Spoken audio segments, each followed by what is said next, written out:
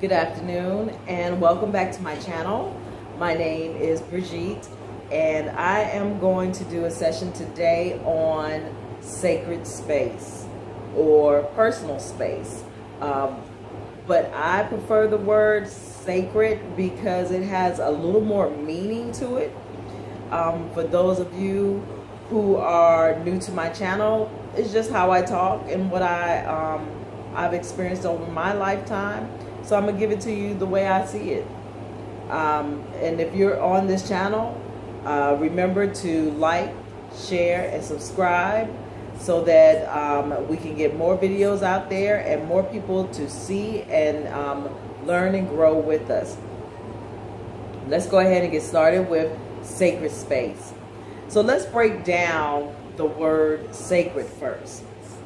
So sacred means, according to the Webster Dictionary, sacred means dedicated or set apart for the service or worship of a deity.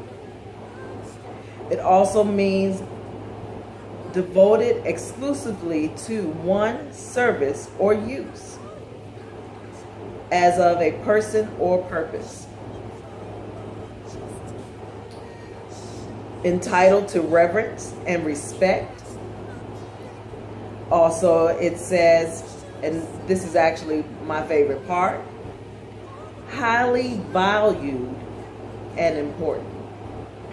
Now, they had more definitions out there, more in depth, but we're just going to work with what we have, what I've went over, and because I feel like you get the point with what I said just in that little bit, right? So, and you'll see me, I'm holding this purple pen because I feel like it's sacred to me and because it also represents royalty. So you'll see me do little things out of rituals for me, and you can find things for your rituals for yourself. I prefer my purple pen. So we talk about this, the word sacred. So now let's talk about sacred space. What is sacred space? And the other question I pose to you is, what is blocking you from having a sacred space? Now, sacred space can be your home, your car, your desk at work, your body, your house, different rooms in your house. All of that is sacred. All of those things are sacred spaces for you. And we'll get into it as we go along and I do different videos. But this session today we're going to talk about the sacred space of your body. The sacred space of your body. How are you sacred? Are you sacred? You know, not just how, but are you sacred? Are you treating your body as sacred space? And you say, Brigitte, what do you mean by that? What do you mean by treating my body as sacred space? When I say to you, are you treating your body as sacred space? I'm saying it because it is sacred space and it should be sacred to you. So here's what I propose. Think about what you do every day and what you allow to happen to you every day. Think about who you allow into your space, right? So they say that your personal space is your arm's length, the space between your arms and the person in front of you or beside you or behind you. So this length of my arms is my personal space. Now I have long arms, So I have plenty of personal space, right? I have plenty of personal space. And I'm not going to allow you in. You can't allow people into your personal space because now you're violating my personal space. Now I know over in Japan and different countries, you get pushed into a box. Their train system is crowded. There's so many people there that they don't have that luxury of saying you're violating my personal space, because they're getting pushed into there, pregnant and all, baby and all. You want to get on this train? They're going to push as many of you in that train as possible. And when the bell dings, you're going to all fall out and come out, and you better get to going, because you're going to get stepped on or walked on, because they don't play that. You got to get in the train and we're moving. But nevertheless, that's what their country does, right? Here we have the option of saying you're in my personal space. Excuse me. Now, not so much in New York either. Not so much. When you ride the train in New York, you might get caught up in some personal space, baby, because them trains get packed too. But that's okay. But I'm talking about, when I talk about personal space right now, I'm talking about not allowing someone to violate that personal space intentionally.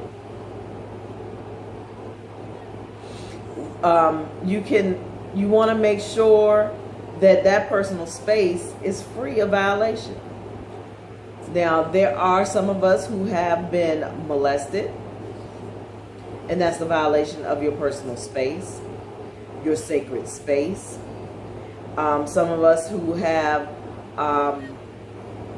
you think it's not a violation because, well, he likes me, and it's okay if he touched me because he likes me. No, that's a violation of your personal space. And you shouldn't, if just because he likes you doesn't give him the right to step into your personal space and touch you.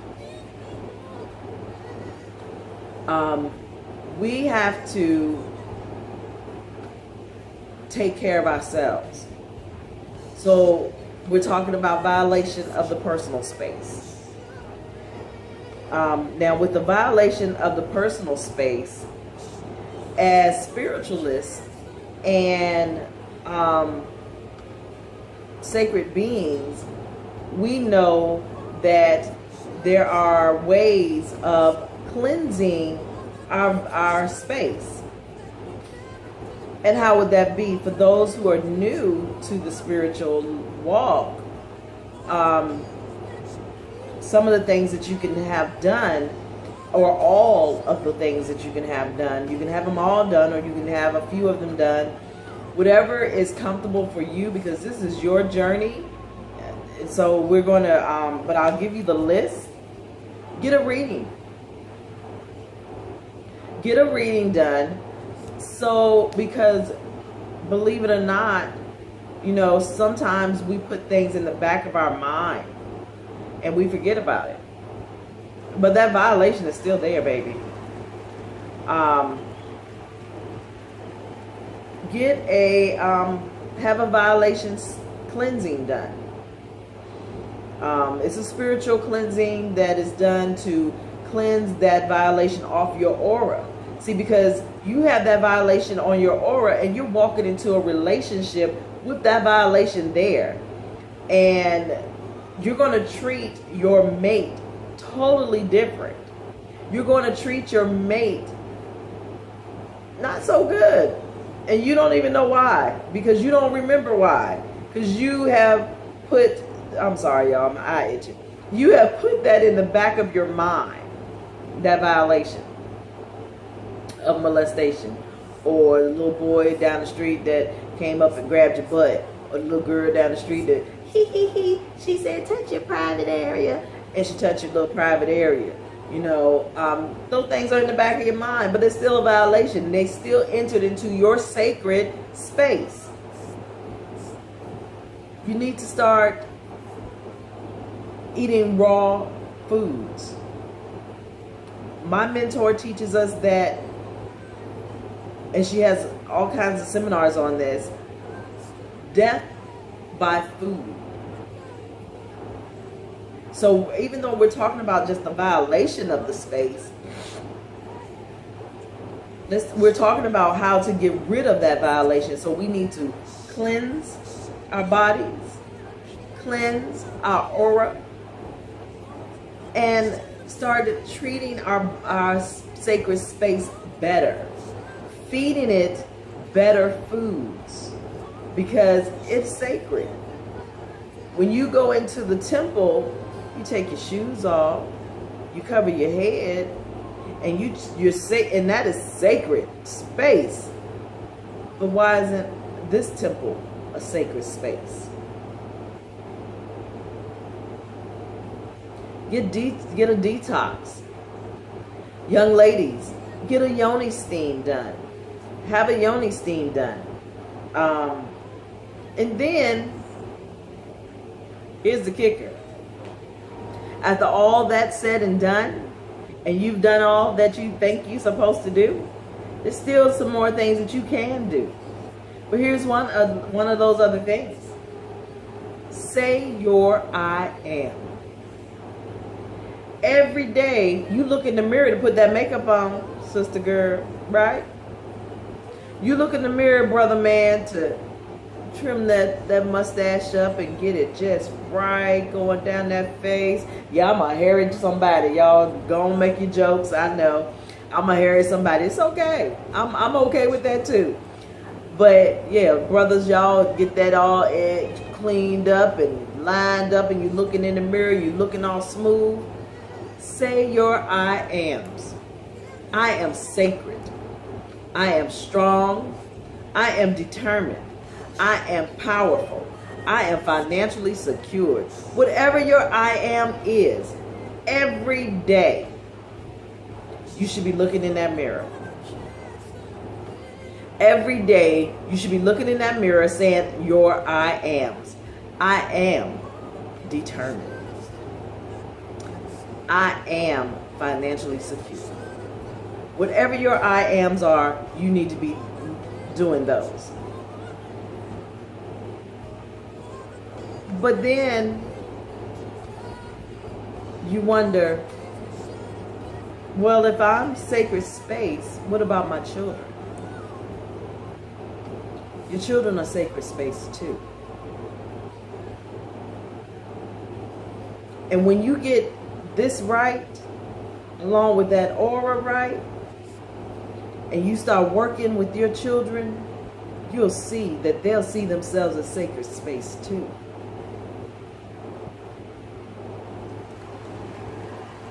Once again, what does the word sacred mean to you? And are you living your best and your highest good? Are you living and walking in your purpose? See, when we came down to this earth and went into our mother's womb, we had a purpose and we knew our purpose. When we came out of her womb, we no longer remembered our purpose. It is our job and our destiny to fight and remember what our purpose is.